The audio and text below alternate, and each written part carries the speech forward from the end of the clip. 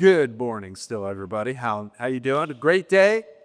It's my first time at this conference. I want to thank Wayne for having me here today. Thank my panelists for being here today. Got some good friends in the room. Glenn Haussman, my co-host, co-producer on Friday Night Audit. I run the California Lodging Investment Conference and CLIC Media, where we do a couple of award-winning shows, including CLIC Connect. I am a recovering hotel deal person. I've helped underwrite and close nearly $25 billion worth of hotel sales, refinances, and construction loans nationally and internationally. And then I've pulled back and started just doing stuff in California and a couple of other locations. Kate Burda, the one and only, Revenue Strategies. Kate, please introduce yourself to the audience. Thank you so much. Glad to be here. So I have kind of two parts of our business. One, I call it the thoughtware, where we do advisory around revenue strategies. So how do you make more money? And that may be adding in different lines of revenue or growing your own. And then we look at, if that's your financial vision, then how does your commercial team of sales, marketing, and revenue management make that happen? So that's what I call the thoughtware side of it. And I've been pretty deeply involved with now the software side of it, where we've launched Ignite. We're in a beta program with Ignite, as well as been involved with a startup around marketing. So I'm so glad to be here and talking about one of my favorite subjects. Thank you, Kate. Patrick Norton, Chief Marketing Officer, recently made a partner, 3,000 employees, first partner at your firm in decades and decades. Yeah, Patrick, would you tell your story to the audience? Sure. Brittain Resorts Hotels is a management company based in the Southeast. We stretch from the Carolinas to the Keys. We're at about 30 premier resorts right now, branded and independent. 5,000 keys now, and another 1,000 in vacation rental. We are a 100% in-house management company, which is rare in the industry. We do 85% of our business, our independent business, which is $250 million, is direct with a team of 8 marketers in-house. So we wouldn't be able to do that without technology. That's my job, is to integrate AI and all the technology we can into our company. And that's really our positioning statement as we expand and further into the Southeast and the West, is to be the most technologically advanced management company in the industry. So that's why I eat, sleep, and breathe AI, and that's why I'm here today. I love it. As we're getting ready to jump into the questions, I do want to congratulate Wayne on a great conference, and I love this hotel. It's living history. It's my first time at the Peabody, and it's been quite an experience. And thank the hotel and Wayne for a great conference. Patrick, which AI tools can we deploy today that will make an immediate impact? You know, we're still talking about AI. I don't think it's arrived yet. We've still got some problems, but your company is at the forefront. You're being an industry leader, not only in hotels, but in short-term vacation rentals as well. Right.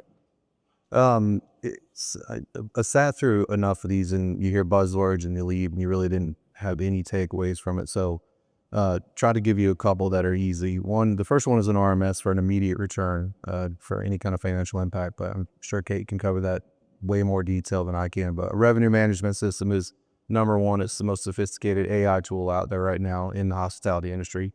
Number two, and again, this is all tip of the iceberg. If we're here next year, we'll be talking about AI being our overlords already, probably, I don't know, some Terminator 3 stuff, but it's growing a little quick. But content generation is the easiest thing to use. I'm sure there's people in here who I use ChatGPT. We're an open AI company, but if you're not writing your own articles, your own press releases, and you're paying someone to do it, they are using it, and then they're selling it back to you. So just a little inside tip there. Two is from content generation, report analysis. And again, all tip of the iceberg stuff. If our COO, we showed him how to take 40 P&Ls every month, load it into ChatGPT, and then spit out red flag summaries. We just turned a week's worth of work into 5 seconds. And then from there, he can meet with all his individual GMs. So if you're still analyzing spreadsheets page by page by page, you should rethink that. And then the last piece is just something just to give you an idea of the potential for where this is going. I rolled out something called Smart Talent Fit in our company. And what you do is you turn ChatGPT into a brain for your company, load your company website, load your company handbook, anything about your company, your culture, everything. And then if you do any kind of behavioral assessment when you hire senior staff, like a PDP or a Clifton Strength Finder, load into it their resume, their behavioral assessment, of all the candidates applying for it, and then ask it to tell you everything it can about whether that person's the right fit for that position. It is terrifyingly accurate. And you take it a step above it and you put their supervisor's behavioral assessment in there, and it will tell you where they're not going to click, how they need to be communicated with. And we honestly just hired a VP of HR for this we let it decide, and it was scary accurate. And just to show that ChatGPT or AI is the most intelligent thing in the world, I did this same exercise with me and my wife, and it said that she was right. That was it. Like, I didn't even ask it a question. It just said she's right. So I get on board because it knows what it's doing. I love it. Now, is that replacing any type of testing that you're giving an applicant before they come on board to see if they're a fit for the company? It is. We do what's called PDPs, and again, it's like a strengths finder type behavioral assessment. But it is amazing that it will go back into their resume, and it analyzes the positions that they used to do. It knows the tasks that are required, or the personality that's required for that position. Then it cross-references that with the behavioral assessment you gave it. Then it compares that to all the company culture stuff you fed it. So like one of the candidates has said, your company's growing too fast, but they will struggle given the pace of your company growth. This was one of 1,000 data points that probably gets on that individual. So it's not saying it replaces that gut check. Obviously, it's automation with human oversight. You can overrule it, but we will never be able to analyze it to the degree that it is, given all these different parameters. What's wrong with suggesting that vendors? I love that idea. Bring your vendors into the process as well. Kate, there's a lot of misinformation around AI, what it is, quote unquote. Can you explain, what this is in our world and how we can cut through some of the noise of what AI is? Yeah, so there's a lot. And I'm like, man? Yeah. So there's a lot. So let me just kind of walk you through some levels. Can you hear Kate? No. Do we have a microphone issue over there? Oh, you have it on stage. Well, I can project, so. Is it on?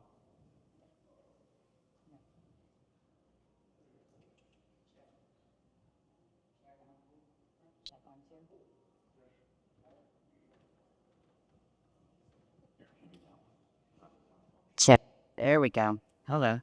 There's a couple different levels that I want to just walk you through on a very layman's level. So AI is just kind of the whole world, right? Of complete AI.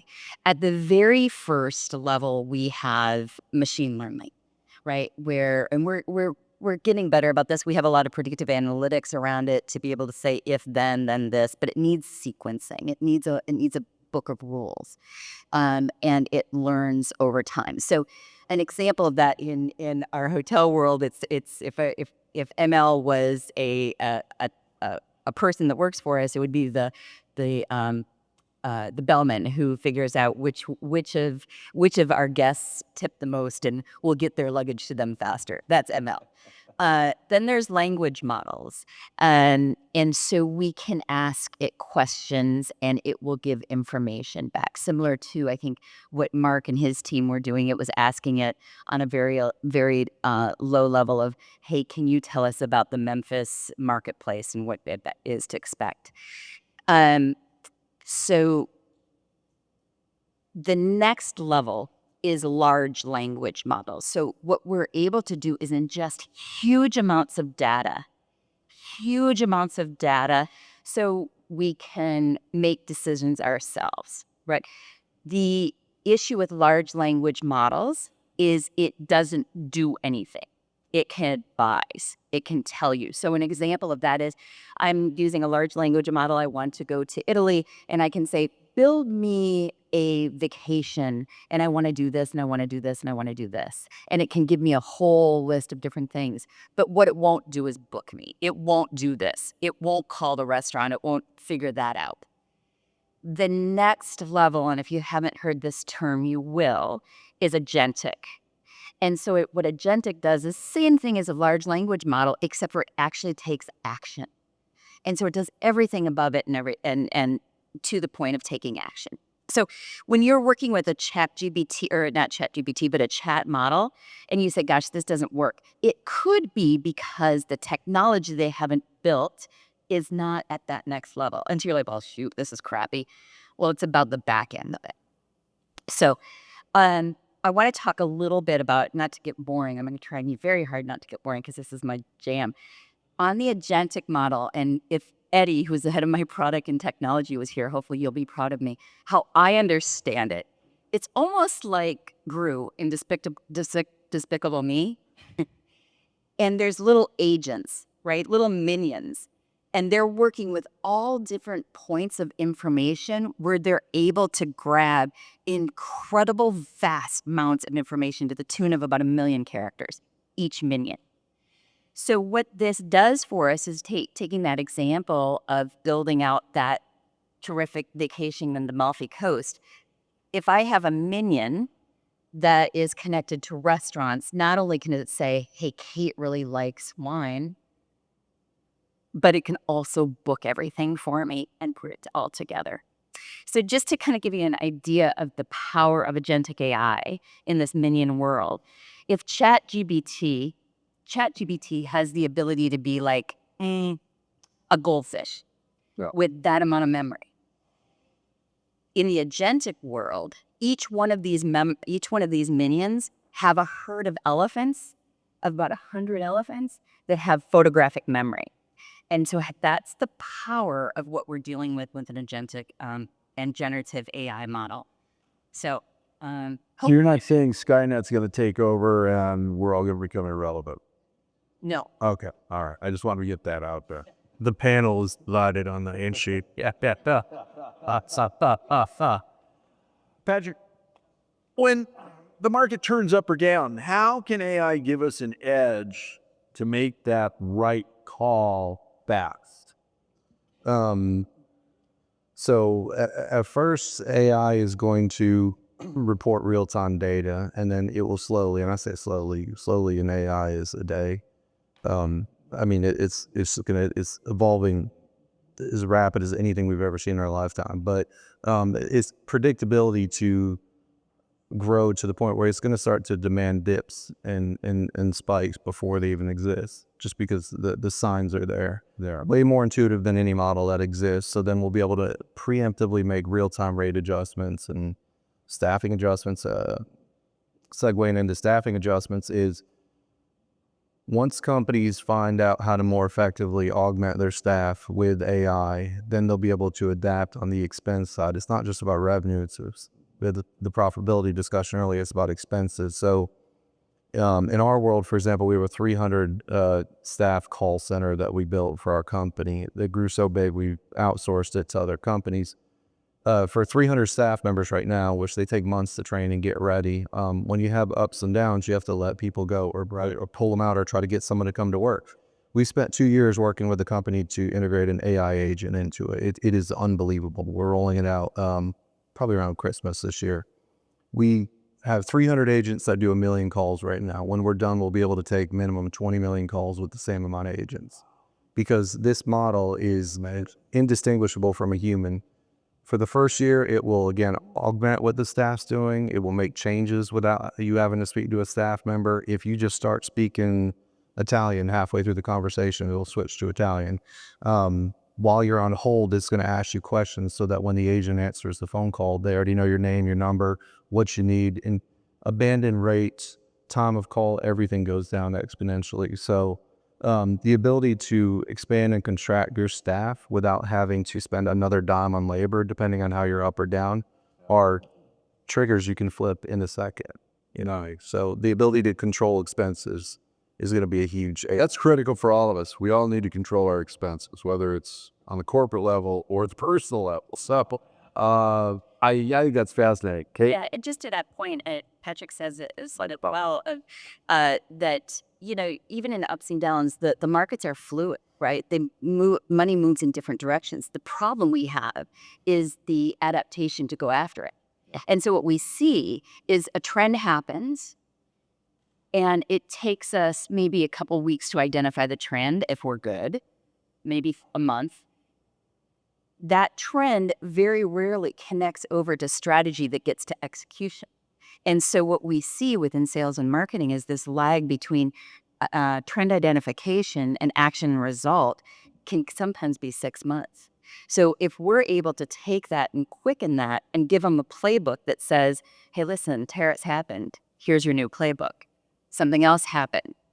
Here's your new playbook. We're able to be much, much quicker to market. Patrick, you want to tag on that? Because, I mean, you've got this great system that you've implemented now. I mean, that's got to be, your result times have got to be, speeded up. Yeah, again, it really is about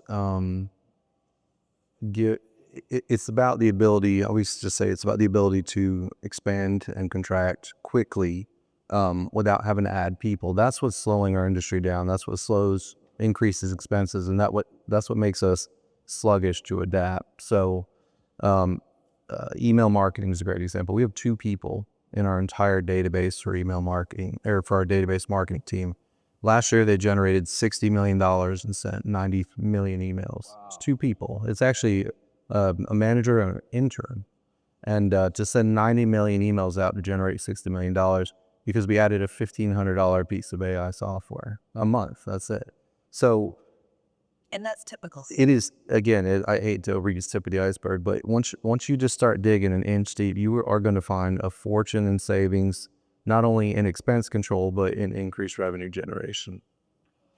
And we've got staffing issues. We've had it since, prior to the pandemic. And we've let people go. They've moved on. They're into different industries. You can slow that attrition down by implementing these systems and saving people's jobs. If you're cross-trained, you've made yourself more valuable to the company and to the hotel asset that you're at, or the corporate office.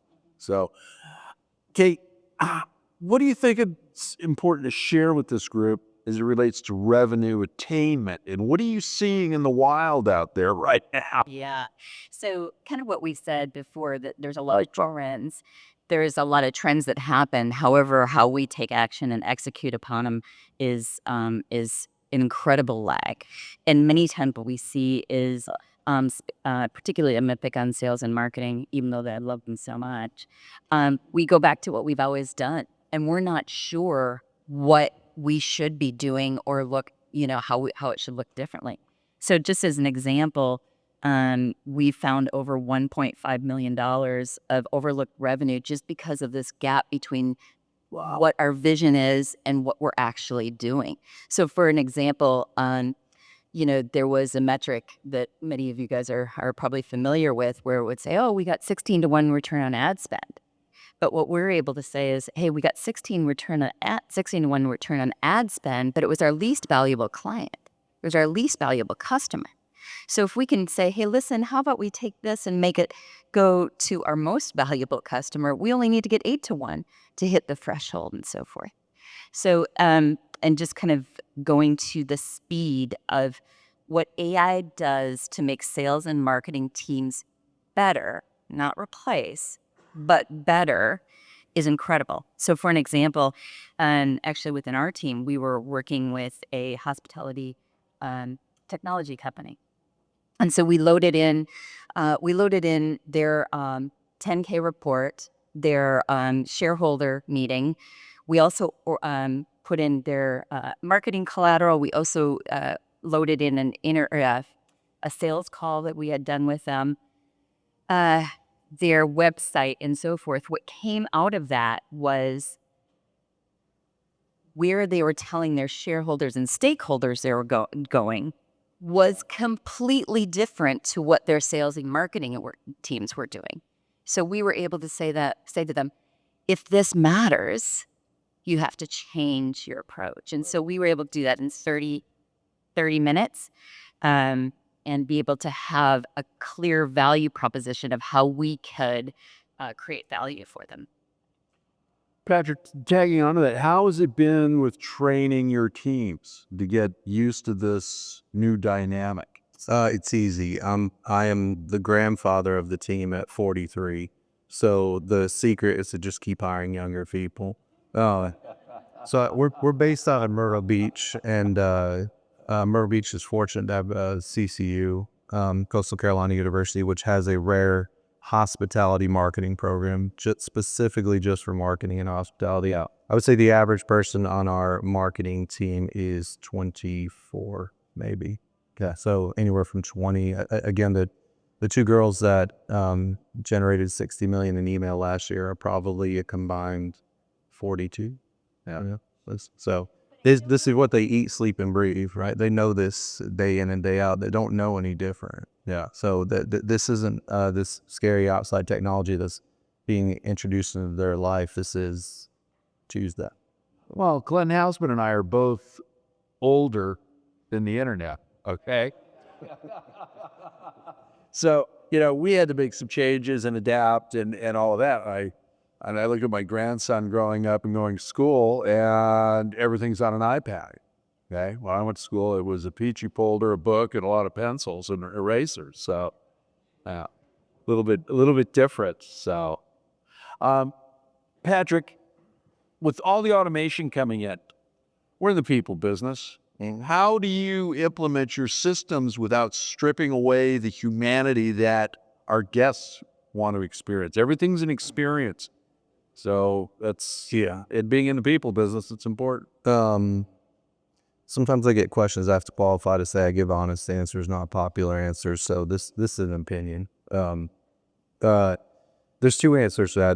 There's the near term, and it's not going to. It's, again, I overuse the word augment, but good AI is supposed to assist or augment your team. It's just supposed to make them better. It's not supposed to take away the human interaction. What they do is supposed to take the busy, repetitive work away from what they do to free them up to be more efficient at their job. That's the safe answer. The long answer is is the human element to the hospitality and service industry important because it's all we've ever known, or it's because it is important? And is it important to the next generation? I've had an incredible stay at this hotel. My room has been immaculate. I never saw the housekeeper once. Yeah. Did it really matter if it was a housekeeper or an AI assisted robot that made that experience great? If I do remote check-in and I never have an interaction at the front desk, does that make my experience here any worse? It doesn't. Again, we know our, millennials, boomers, Gen X, we know that this bed and breakfast mentality of travel is all we know. The next generation does not. They may be completely blown away in 2 generations that people used to serve our food at McDonald's and check us in and clean our rooms. Gen Z sleeps 8 hours a day, right? The average person sleeps 8 hours a day. The 2025 study that came out showed Gen Z spends 9 to 10 hours on average on their phone. That's not counting TV, waking hours. It's not counting TV, and that's not counting the computer. Wow. That's half of their waking life not interacting in reality. So what is the human experience of hospitality going to mean to them in 10 years? And the last point of that is the human element of hospitality important, or is guest experience important? And regardless of the tool it takes to make that guest experience good, that's what we should be focused on, because I would argue that a majority of the human experiences that we appreciate about hospitality are when they're putting out a fire. Yeah. Well, what if the industry just continues to move to systems that don't create the fires? So, And to that point, I think when I hear this too, I think we have an inflated sense of what our human connection is, and the value of sometimes even all of us have been on a phone call and have had, an experience that is lackluster. And in today's world, you actually, in many times, can't tell the difference.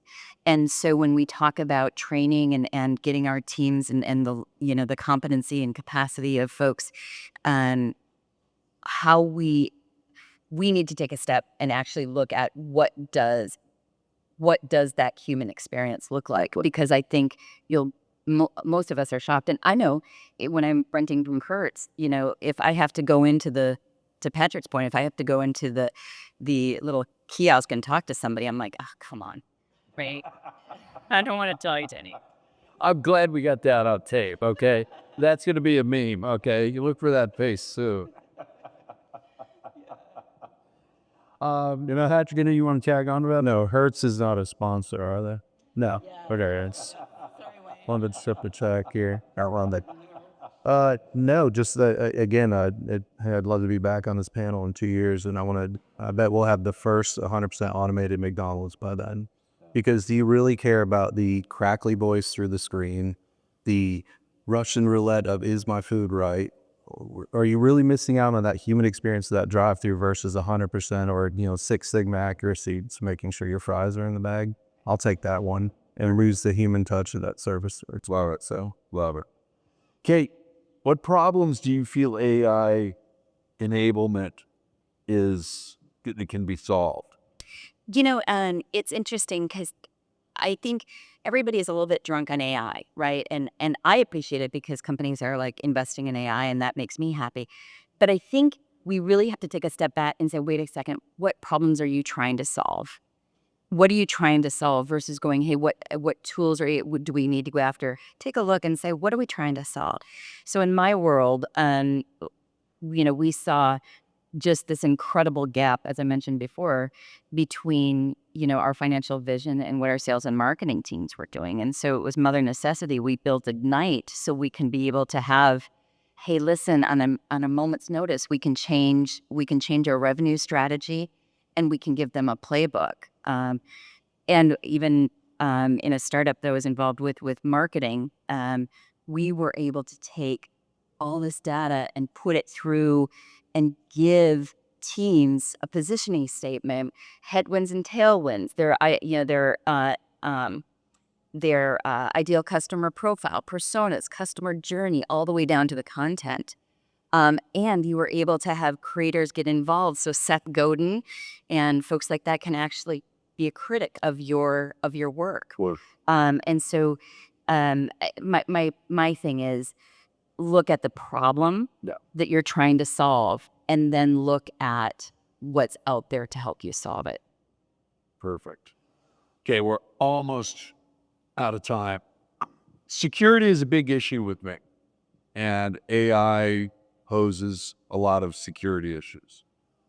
Now, we are on the cusp of a lot of things changing for everybody in this room and every business when it comes to AI and security. Financial markets, Wall Street, banks, credit unions, life insurance, insurance underwriting, loans, anything you can think of that touches money, okay? Title insurance, settlement services, accountancy, attorneys, all of that's going to change with AI. Security is a big issue with that.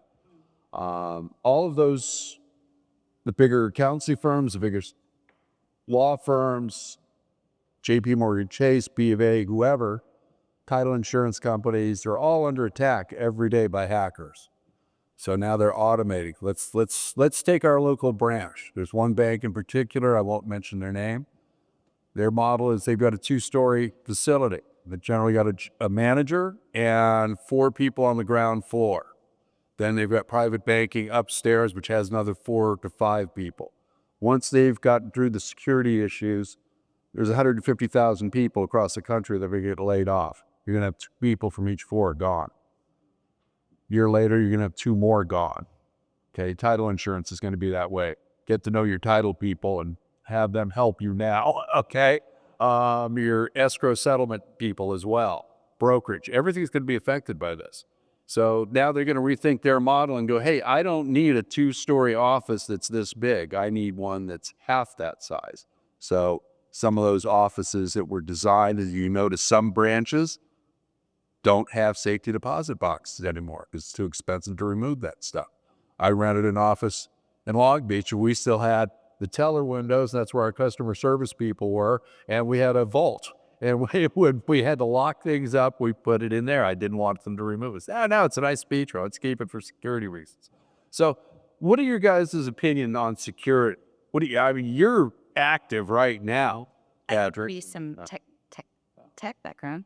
No, go ahead. So, in the technology world, we talk about data lake, And a data lake holds all of your information. And so in this metaphorical kind of idea, I want you to think about that as this data lake in a room, right? And you have the ability to put all the locks and surveillance and cameras in that room. So within this room, there's all of these different like minions working on different things, whereas data ingestion, analytics, et cetera, all those things that you want it to do, right? So based upon how you take care of that room and who you give access to really helps you to really unleash the power of AI. Now, here's the problem.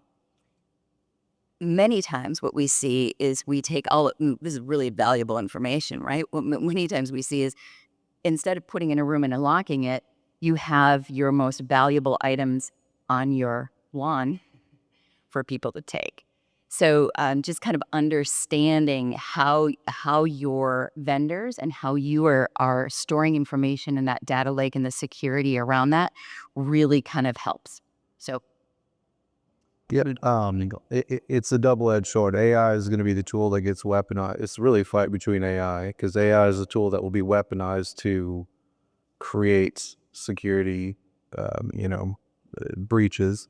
It'll also be the tool that is created as the shield to stop it. That's just how it's going to work. That smart people that understand that will end up creating both sides of those, and they'll fight it out. All we can do, and I hate to sound vulnerable, is it just puts more emphasis on us to be good stewards of data governance. That's it. It can only do as much damage as it's able to access your data. So all your effort has to go into protecting that data and shielding it like you never had before, because it will be at its most vulnerable. Absolutely. Well, we are out of time. I would like to thank Wayne again. Thank you, our audience. I'd like to continue this conversation on my show, CLIC Live or CLIC Connect, with both Patrick and Kate. And I'd like to invite Wayne to join us to be our co-moderator for that special live show. So thank you all very much. Appreciate it. So, Patrick, Kate, Angus.